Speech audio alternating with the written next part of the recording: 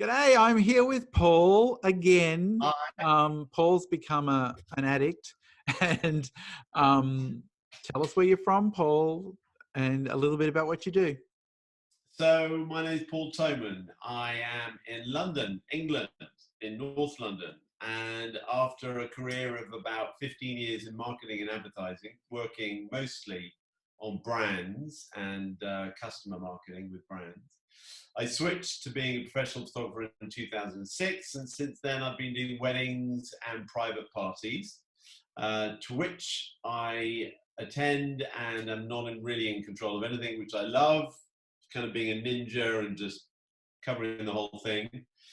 And then I switched again and added, once I met Steve at a workshop in Venice, Italy, back in September, to opening a studio called Cherish, which is all about whoever and whatever you love most in your life and you cherish most in your life, hence the name. Then come into the studio and we'll shoot. So we opened at the beginning of January and we effectively closed about 2 weeks ago because of the current situation. But I am super positive about what we can do when this is all over.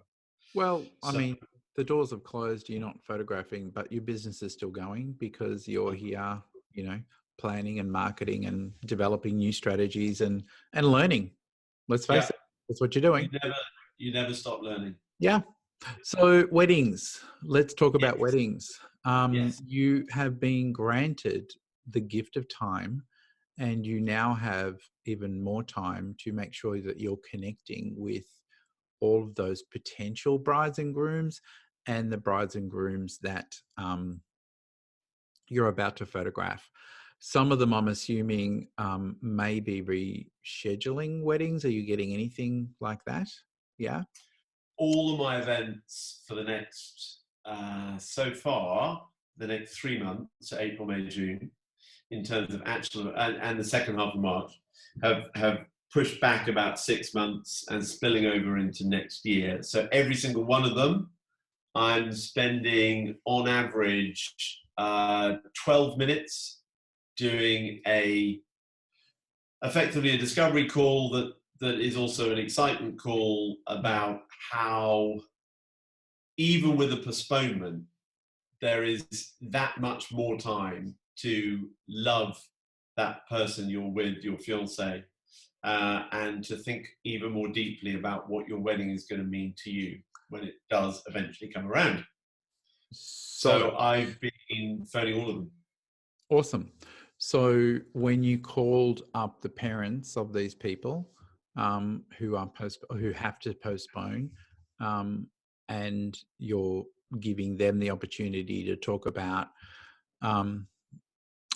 what this wedding means to them and the fact that it's now being postponed, what sort of results are you getting from that?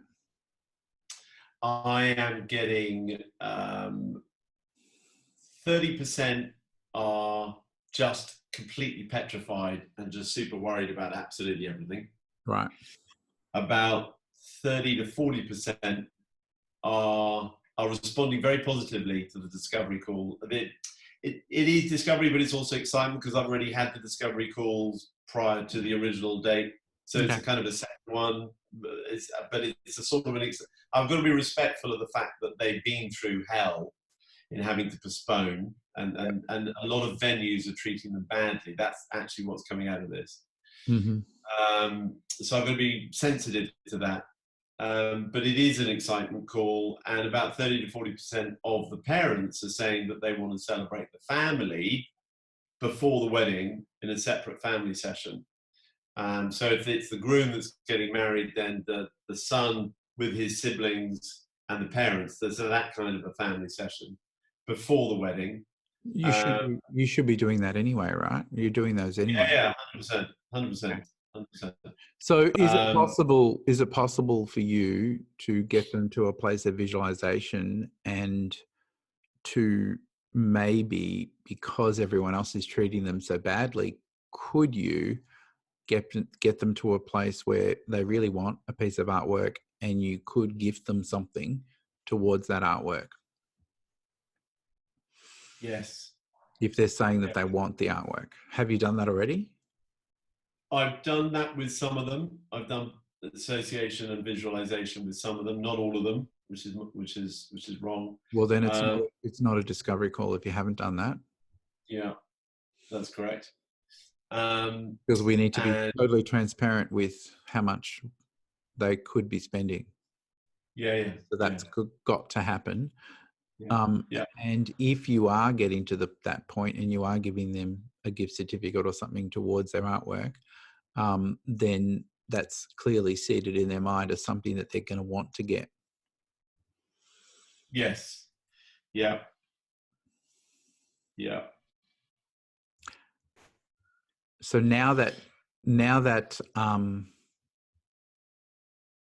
you have set the dates for, or they've reset the dates for the wedding, have you set the dates for the reveal and the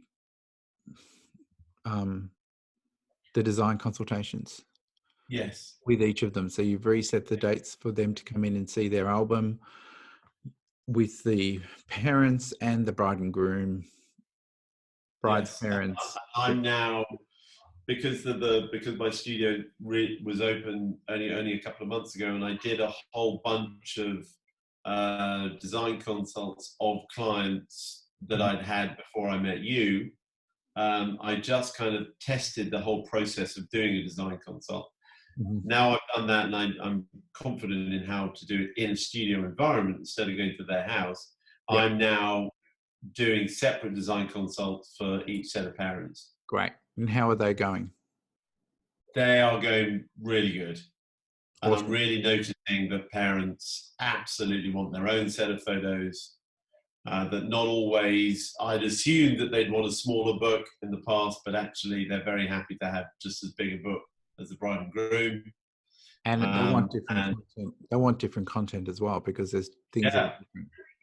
Totally different set of photos, and I really stress it. I mean, in every meeting I have now, in the inquiry meeting, I make it really clear to them that yes, this is awesome, that this is a day for your daughter and son-in-law to enjoy.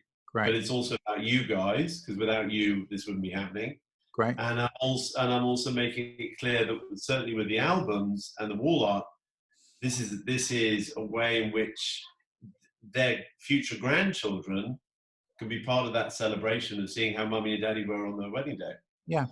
But don't forget, because you've taken them on an emotional journey, and because you've asked them what's important to them about this wedding, like, it's not even about the grandkids, it's about what they need. It's about the emotion that they're going to feel on the day, and who's important to them on the day, and why they're important to them on the day. This is a time when those rare occasions when all their family is together,